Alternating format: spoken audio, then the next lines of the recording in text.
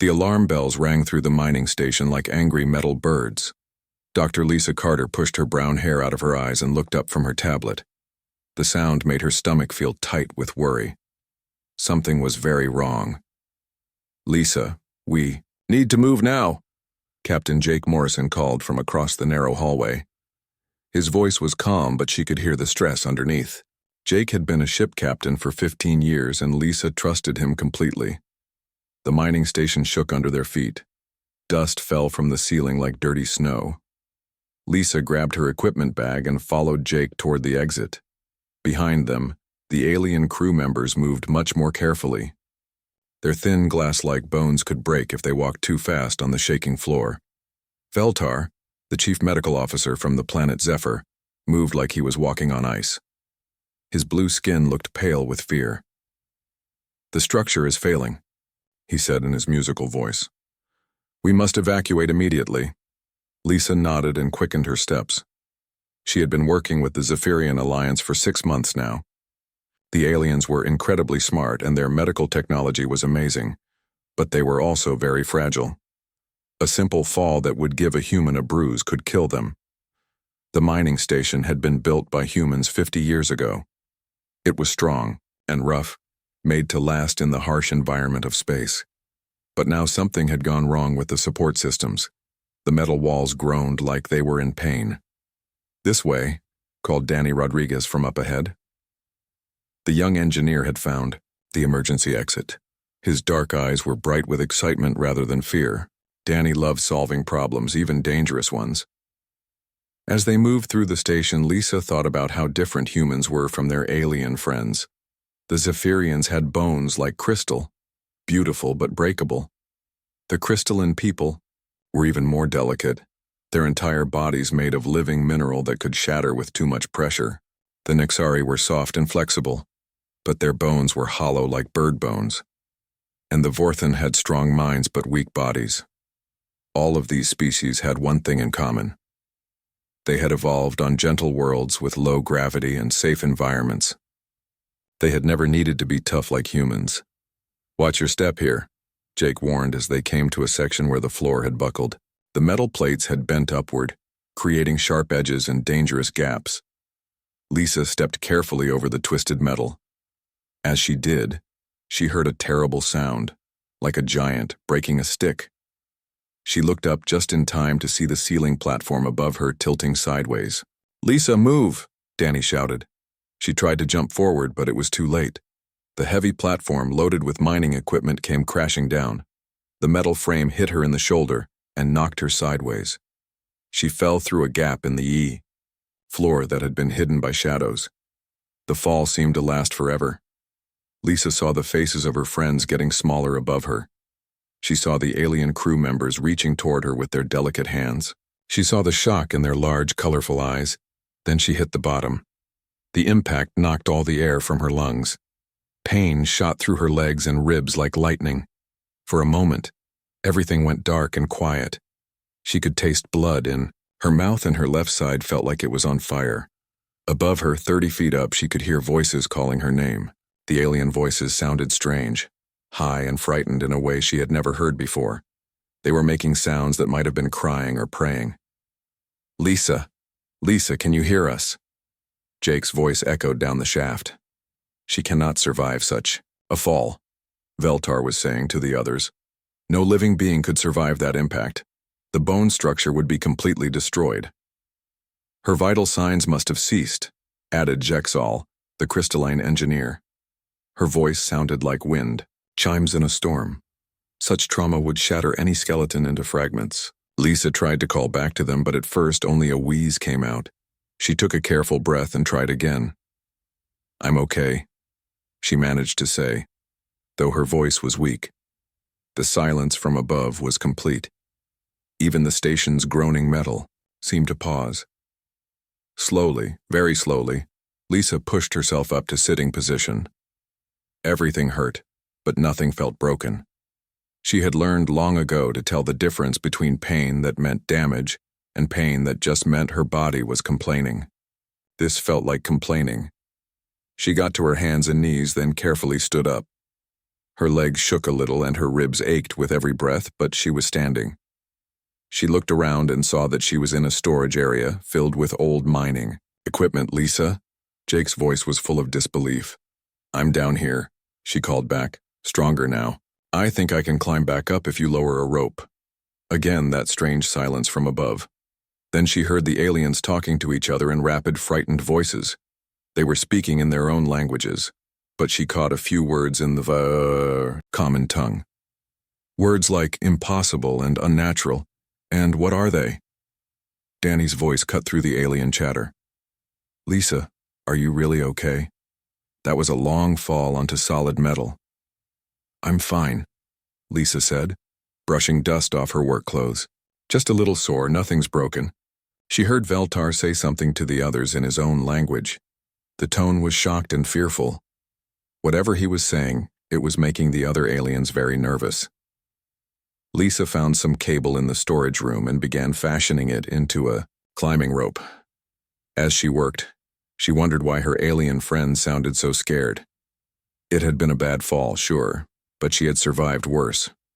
When she was 12, she had fallen out of a tree and broken her arm. When she was 16, she had crashed her bike and cracked 2 ribs.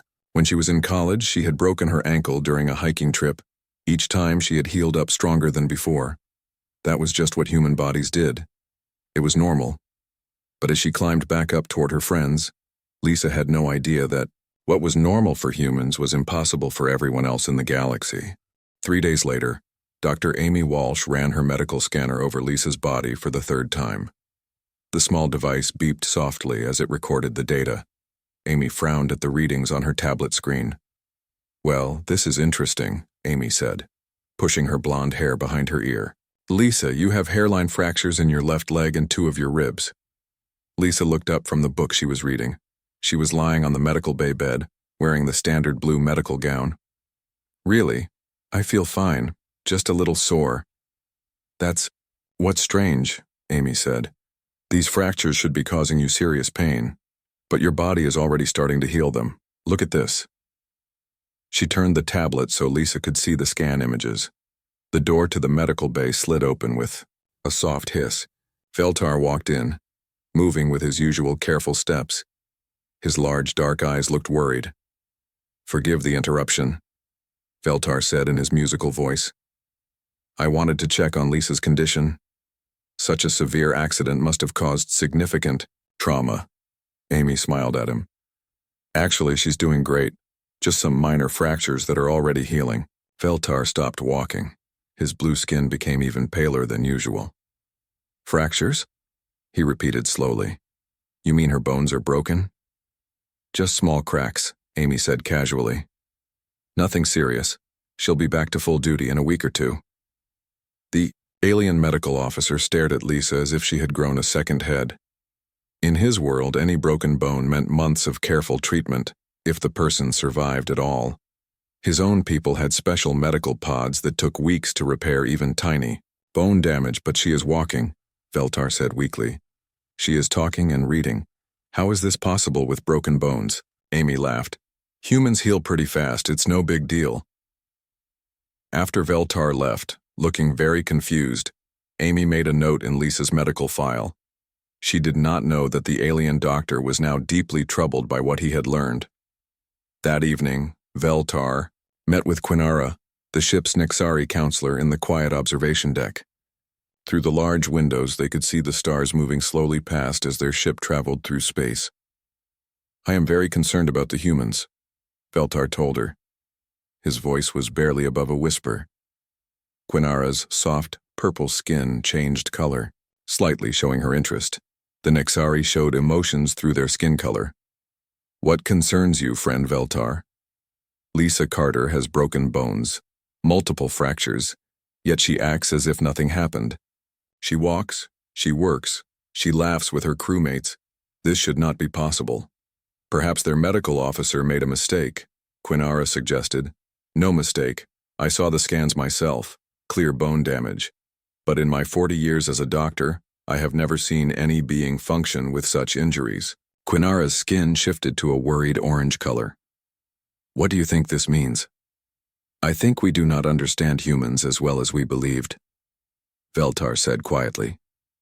The next day, Veltar began watching the human crew members more carefully. What he saw made him even more worried. During lunch, he sat near Tony Bennett, the maintenance chief. Tony was a big man with strong hands and a friendly smile. While eating, Tony mentioned an old injury. Yeah, broke my collarbone when I was 20, Tony said to Danny Rodriguez. Hurt like crazy for a few weeks, but it healed up stronger than before. Never had problems with it since. Veltar nearly choked on his food. Broken collarbone. That would be death for any Zephyrian. Yet Tony spoke about it like it was nothing special. Later that day, Veltar asked Jexal, the crystalline engineer, to help him run secret medical scans on the humans. Jexal was curious about human biology too, so she agreed. They used the EO ship's sensors to scan the humans while they worked. What they found shocked them both. Captain Jake Morrison had old break marks in his left arm and right leg. Communications officer Katie Sullivan showed signs of healed fractures in her ribs and wrist. Engineer Danny Rodriguez had evidence of multiple old breaks in his hands and feet. Every single human shows signs of previous bone damage, Jexal said, her crystalline voice ringing with amazement. Yet they all function normally. Better than normally, even. It is impossible, Veltar whispered. No species can survive this much bone trauma and remain healthy. They decided to watch the humans even more closely. What they saw over the next few days frightened them. Captain Jake Morrison exercised every morning in the ship's gym. He lifted heavy weights that would crush a Zephyrian's bones instantly. He did this for fun, smiling and sweating as if it was enjoyable. Katie Sullivan practiced martial arts in her free time. She hit a heavy bag with her fists and feet, over and over again. Each impact should have shattered her delicate human bones. Instead, she seemed to get stronger. Danny Rodriguez worked with heavy tools and machinery without any fear. He grabbed hot metal pipes with his bare hands and lifted equipment that took 3 aliens working together to move.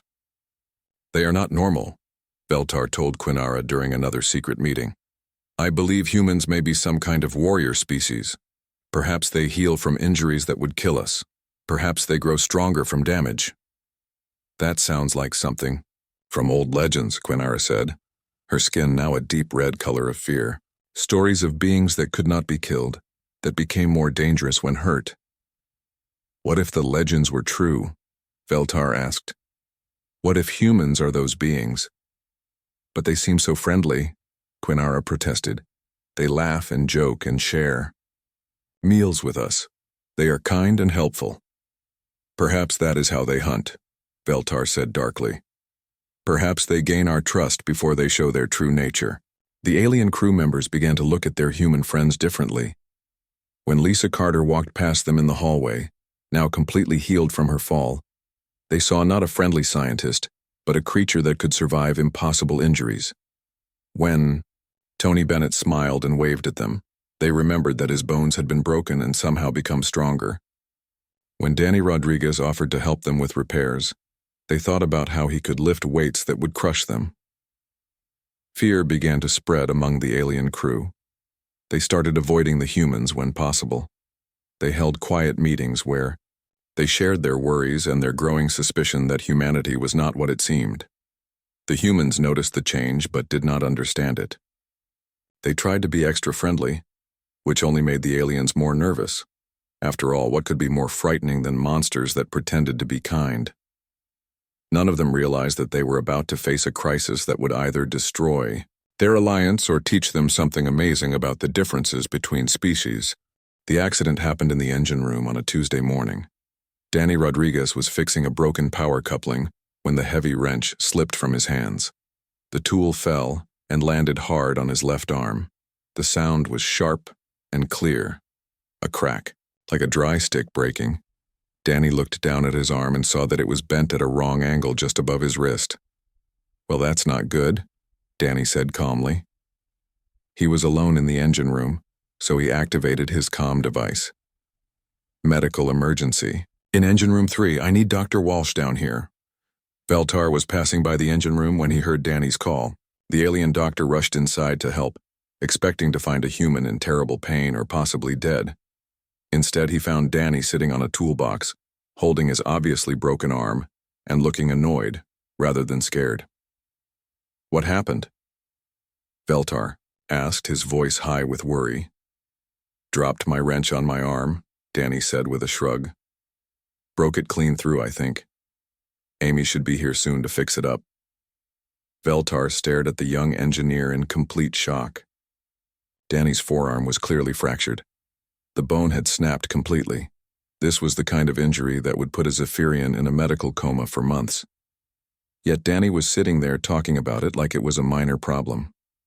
"You need emergency surgery," Veltar said urgently. "Immediate life support. We must get you to the medical bay right now." "Nah, I'm fine," Danny said.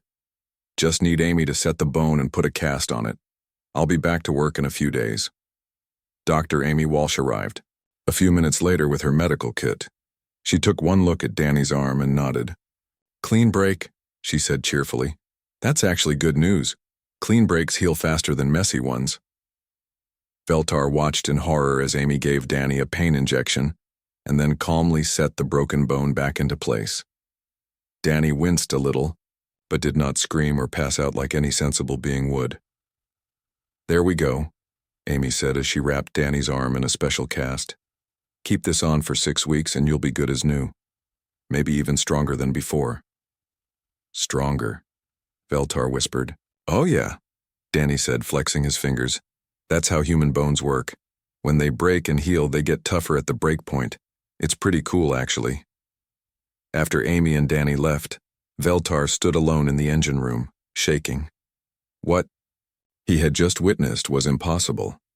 No living creature could survive such trauma and act like it was normal. That evening, Veltar called an emergency meeting of all the alien crew members. They gathered in the small conference room, their faces showing fear and confusion. "We cannot continue to ignore what is happening," Veltar told them. "The humans are not what they appear to be." "What do you mean?" asked Jexal, her crystalline body shimmering with nervous energy. "Today I watched Danny Rodriguez break his arm completely. A full fracture of both bones in his forearm. He did not scream. He did not fall unconscious. He sat there and talked about getting back to work." The other aliens made sounds of disbelief and fear. "That is impossible," said Quinara, her skin turning a dark purple color. "I thought so too," Veltar continued. "But I have been studying them for days. Every human on this ship has evidence of multiple healed bone fractures. They speak of broken bones like we speak of minor cuts. They exercise with weights that would crush us. They hit things with their bare hands for entertainment." "What are you saying?" asked the ship's Vorthon navigator Kextu. "I believe humans are a species of regenerating warriors. They heal from injuries that would kill us and they become stronger from the damage. They may be the most dangerous species in the galaxy." "But they seem so friendly," Quinara protested weakly. "Perhaps that is their hunting strategy," Veltar said. "They make us trust them, then they reveal their true nature." The aliens sat in worried silence. Finally, Jexal spoke up. "What should we do?" "We need to confront Captain Morrison," Veltar said. "We need to know the truth about what humans really are." The next morning, Veltar and the other alien officers requested a meeting with Captain Jake Morrison. They gathered in the main conference room, with the aliens on one side of the table and Jake on the other. Jake could tell something was wrong. His alien friends looked scared and suspicious. "What's this about?" he asked. Veltar took a deep breath. "Captain Morrison, we know the truth about your species." "What truth?" Jake asked, looking confused. "We know that humans possess supernatural healing abilities. We know that you can survive injuries that would kill any other species. We know that you become stronger when damaged." Jake stared at him. "What are you talking about?" "Do not pretend ignorance," Veltar said, his voice rising. "We have seen the evidence. Lisa Carter survived a fall that should have been fatal. Danny Rodriguez broke his arm and acted like it was nothing. Every human on this ship shows signs of multiple healed fractures." "Yeah, so?" Jake said. "People get hurt sometimes, that's normal. Normal? Veltar stood up, his voice becoming angry. There is nothing normal about surviving broken bones. Nothing normal about healing stronger than before. What are you planning to do to us? Are you going to conquer our worlds? Are we prisoners on this ship? Jake also stood up, his own voice getting louder. Are you crazy? We're not planning anything. We're scientists and explorers just like you. Lies! Veltar shouted. No species could survive what humans survive unless they were designed for war. The argument got louder and angrier. The other aliens backed away from the table, frightened by the confrontation. Jake was angry and confused, not understanding why his friends thought he was some kind of monster. The shouting was so loud that it echoed through the ship. In the medical bay, Dr. Amy Walsh heard the noise and came running. In the lab, Lisa. Carter put down her work and hurried toward the conference room. Lisa arrived just as Captain Morrison was saying, I don't know what you think we are, but we're not your enemies. Stop, Lisa called out as she entered the room. Both Jake and Veltar turned to look at her. What is going on here? They think we're some kind of supernatural warriors, Jake said, still angry. They think we're planning to attack them because our bones heal when they break. Lisa looked around the room at all the frightened alien faces. Suddenly, she understood what had happened. Oh, she said quietly. Oh, I see the problem. She walked slowly to the center of the room, looking at each alien in turn. You really don't know, do you? She said gently. You don't understand how human biology works. We know you heal from impossible injuries, Veltar said suspiciously. Not impossible, Lisa said. Just different from yours. Sit down, all of you. Let me explain something about humans that I think you need to understand. Lisa Carter stood in the middle of the conference room and looked at each scared alien face. She could see the fear in their eyes, the way they sat far away from the humans, the way their bodies were tense and ready to run. I need to explain something important, Lisa said softly. Something about how human bodies work. Can everyone please sit down? Slowly, the aliens sat back down at the table. Captain Jake Morrison was still angry, but he sat down too. Lisa walked to the wall screen and turned it on. Computer, show basic human bone structure, she said. A picture of human bones appeared on the screen. The aliens looked at it nervously. This is what human bones look like inside, Lisa said. But here's the thing you don't understand. Human bones are not like your bones, they're alive. Alive? Veltar asked quietly. Yes. Your bones are like crystal or stone. Once they form, they stay the same forever. But human bones are full of living cells that are always working, always changing. Lisa touched the screen and the image changed to show tiny cells inside the bone. These cells break down old bone material and build new bone material every single day. It's called remodeling. Our bones are constantly rebuilding themselves. Dr. Amy Walsh came into the room carrying her medical scanner and a tablet. I thought, you might need these, she said to Lisa. Perfect timing, Lisa said. Amy, can you show them the scans of my leg from last week? Amy touched her tablet, and the bone scans appeared on the big screen. Here's Lisa's leg bone the day after her fall, Amy said. You can see the hairline fractures here and here. The aliens looked at the cracks in the bone image. Now look at the same bone today, Amy said, changing the image. The new scan showed the same bone, but the cracks were gone. More than that, the areas where the cracks had been were actually thicker and stronger looking than the rest of the bone. How? Whispered Jexal. When a human bone breaks, Lisa explained, the living cells rush to fix it, but they don't just put it back like it was. They make it stronger than before. The new bone material is denser and tougher. She looked around the room at the amazed alien faces. It's not magic or supernatural power. It's just evolution. Humans come from a planet with high gravity and lots of dangers. Over millions of years, our bodies learn to heal stronger from injuries. But the pain, Veltar said. How do you function with broken bones? It does hurt, Lisa admitted. But human brains also evolved to handle pain differently. We can work through pain that might stop other species. Captain Jake Morrison was starting to understand. You thought we were monsters because we can do things that would kill you? We were afraid, Quinara said, her skin changing to a pale blue color of embarrassment. In our world, broken bones mean death or months in medical care. Seeing humans walk around with fractures, it seemed impossible. Dr. Amy Walsh sat down at the table. Can I ask about your bone structure? I've been curious about the differences. Veltar nodded slowly. Zephyrian bones are crystalline. They form once during childhood and remain unchanged throughout our lives. They are very light and efficient, but once damaged, they cannot repair themselves. The crystalline people's bones are even more fragile, Jexal added. We are literally made of living crystal. Any crack spreads through our entire structure. A broken bone would shatter our whole limb. And Nexari bones are hollow, like your earth birds, Quinara said. Very light for our flexible bodies, but they crush easily under pressure. Lisa nodded thoughtfully. So when you saw humans surviving injuries that would kill you, you thought we must be some kind of super warriors. Yes, Veltar said quietly. We could not understand how any normal species could survive such trauma.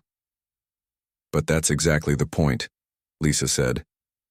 We're not super warriors. We're just adapted to a different kind of world. Earth is a dangerous place with high gravity, natural disasters, and predators. Humans who could heal from injuries had a better chance of surviving and having children. Amy pulled up more images on the screen. Look at this. These are scans of our maintenance chief, Tony Bennett. The images showed Tony's skeleton with bright spots where old breaks had healed. Tony has had dozens of broken bones over his lifetime, Amy explained. Each one healed stronger than before. His skeleton is actually tougher now than when he was young. This is why human children play rough games, Lisa continued. Why we lift heavy things and practice fighting sports. Our bodies expect to be challenged. They get stronger from stress.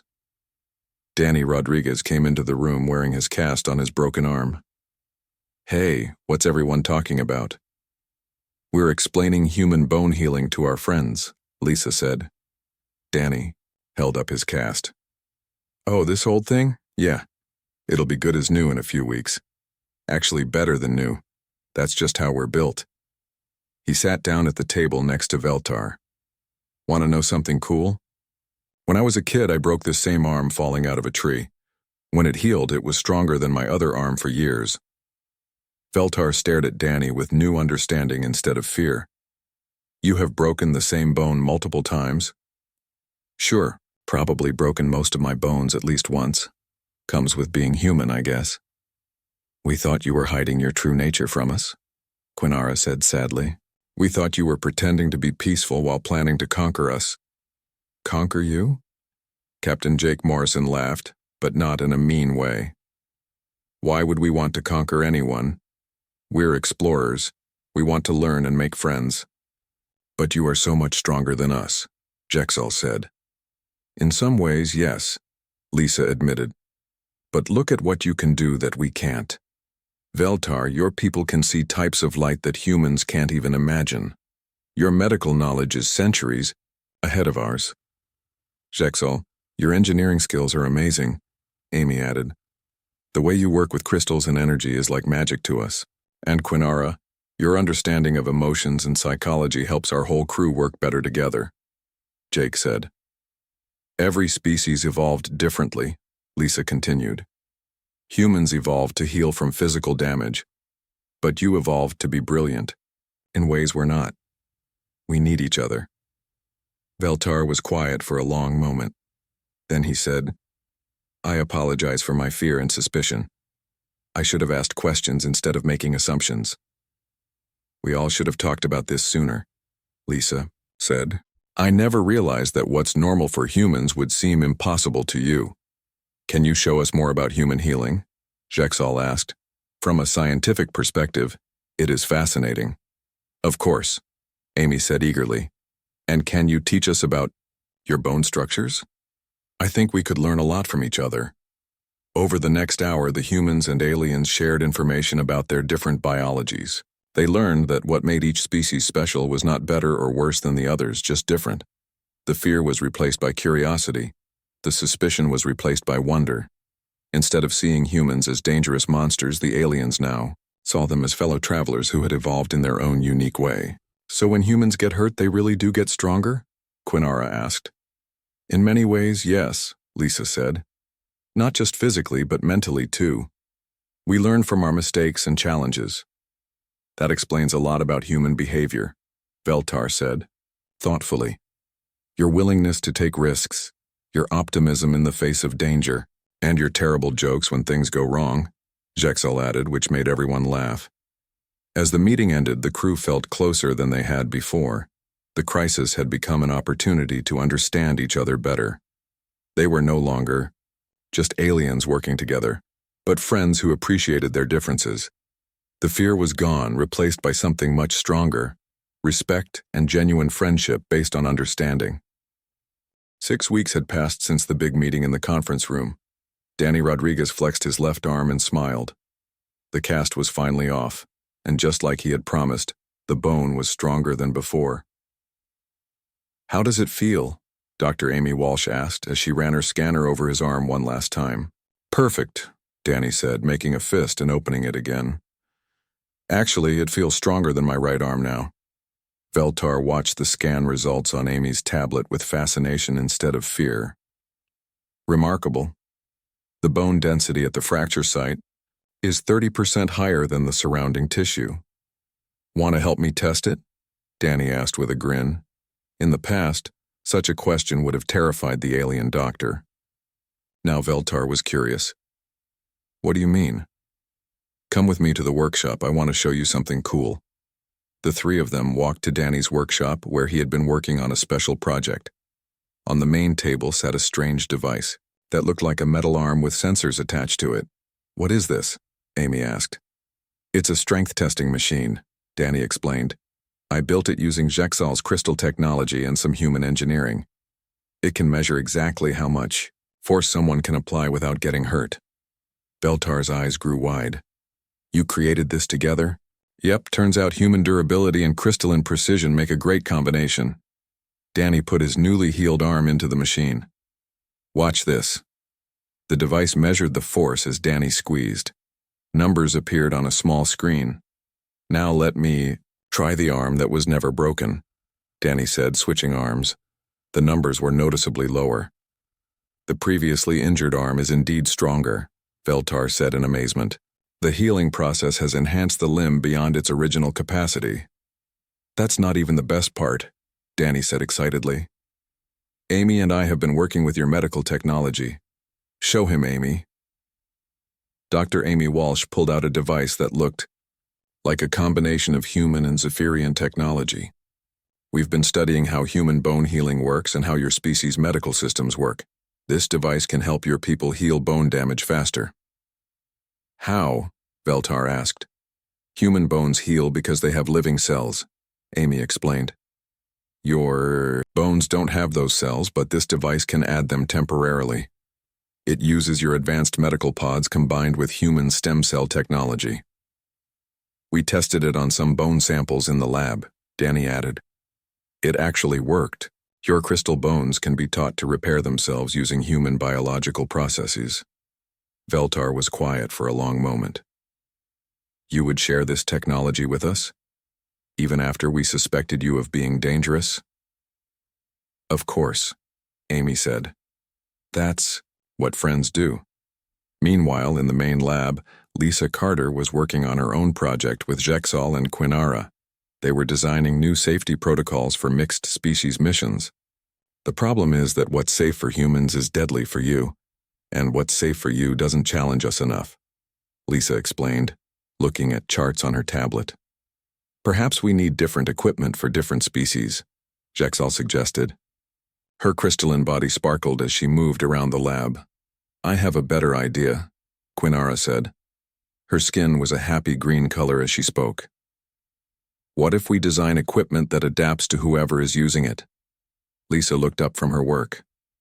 Adaptive safety gear? That's brilliant.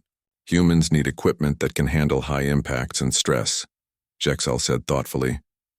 We need equipment that prevents any stress at all. And the Nexari need something in between, Quinara added. They spent the morning designing safety, suits that could change their protection level based on who was wearing them. The suits would be rigid and protective for aliens but flexible and lighter for humans. This is amazing, Lisa said as she looked at their designs.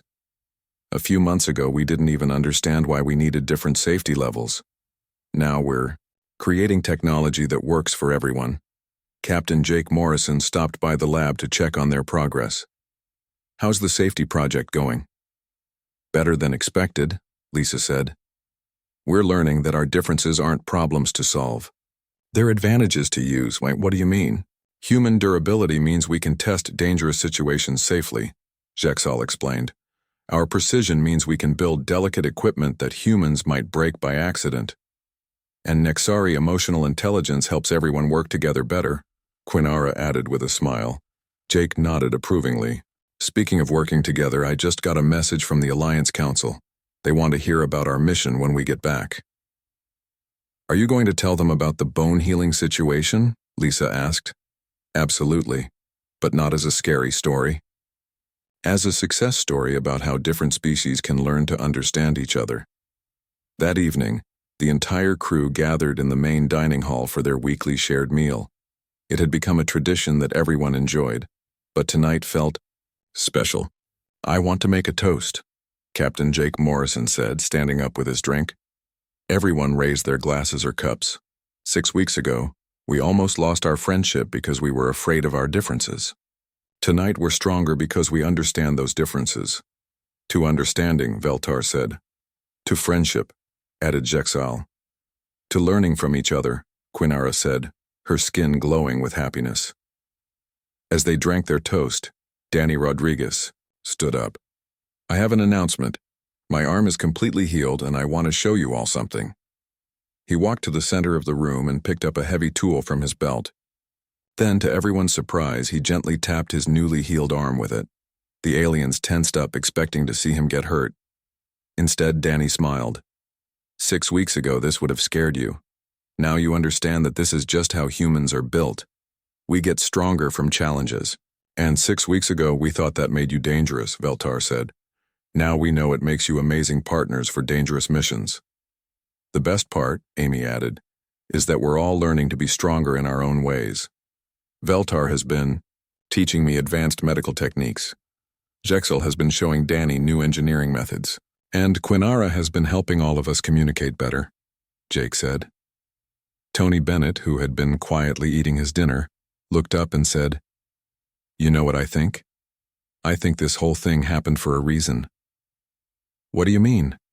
Katie, Sullivan asked. Well, if Lisa hadn't fallen through that platform, we never would have had this conversation.